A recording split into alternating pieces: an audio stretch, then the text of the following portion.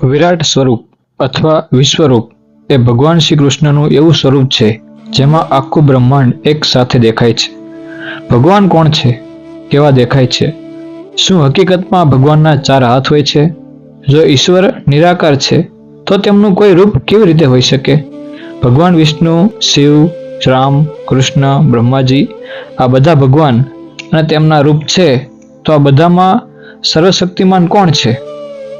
તો આજે જાણીએ આપણે આ વિડીયોમાં કે જ્યારે મહાભારતનું યુદ્ધ શરૂ કરતા પહેલા અર્જુને ભગવાન શ્રી કૃષ્ણને ઈશ્વરીય સ્વરૂપ બતાવવાની પ્રાર્થના કરી, તો ભગવાન કૃષ્ણએ કહ્યું કે મારા વિરાટ સ્વરૂપને સામાન્ય આંખથી જોવું અશક્ય છે.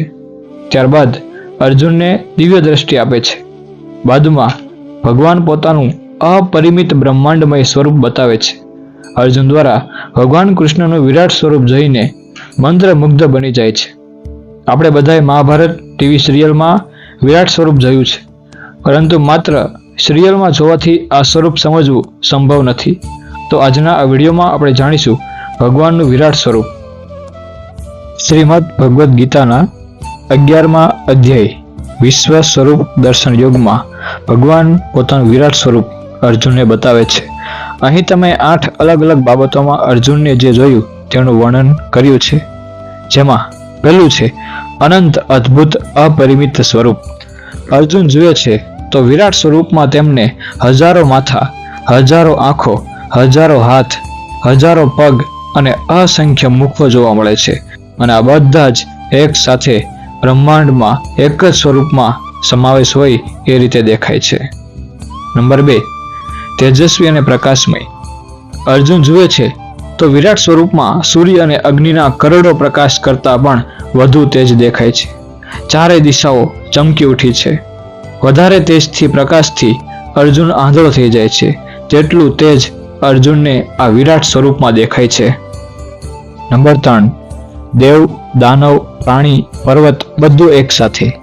અર્જુન વિરાટ સ્વરૂપમાં જુએ છે તો તેને દેવતાઓ, ઋષિઓ, ગંધર્વ, યક્ષ, મનુષ્યો, નદીઓ, પર્વતો, પ્રાણીઓ, સમુદ્રો, દાનવો, સમય, વિકાસ અને સંહાર બધું જ એક જ સ્વરૂપમાં દેખાય છે.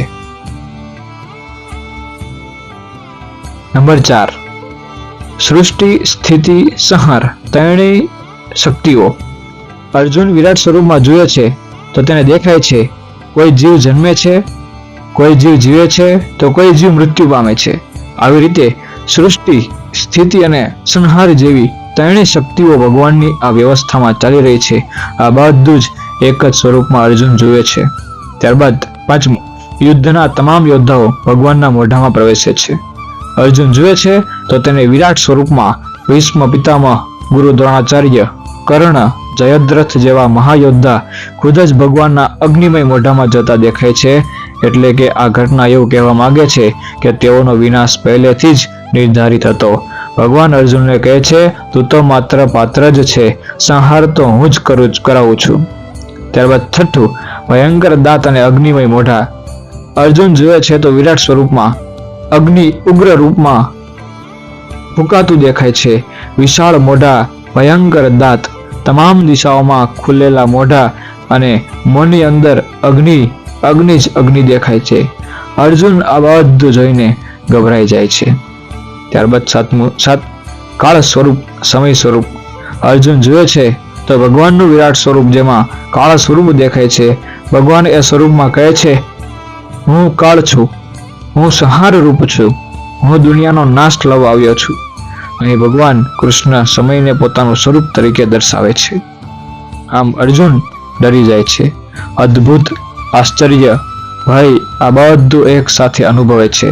ત્યારે નમ્ર થઈને પ્રભુને પ્રાર્થના કરે છે અને કહે છે, પ્રભુ મારા માટે તમારું શાંત, માનવીય, ચતુર્ભુજ સ્વરૂપ દર્શાવો. ત્યારબાદ ભગવાન પોતાનું ચતુર્ભુજ સ્વરૂપ બતાવે છે. અને 8, ચતુર્ભુજ અને માનવીય સ્વરૂપ. વિરાટ સ્વરૂપ પછી ભગવાન શ્રી કૃષ્ણ અર્જુનને શંખ, ચક્ર, ગદા અને પદ્મના ધારણ સાથે ભગવાનનું ચતુર્ભુજ સ્વરૂપ બતાવે છે. અને પછી ફરી ભગવાન પોતાના સૌમ્ય માનવ રૂપ સ્વરૂપમાં પાછા આવી જાય છે. તો મિત્રો, આ હતું ભગવાન કૃષ્ણનું વિરાટ સ્વરૂપ. જો માહિતી તમને પસંદ આવી હોય તો તમારા મિત્રો સુધી આ માહિતીને શેર કરજો. જય હિન્દ.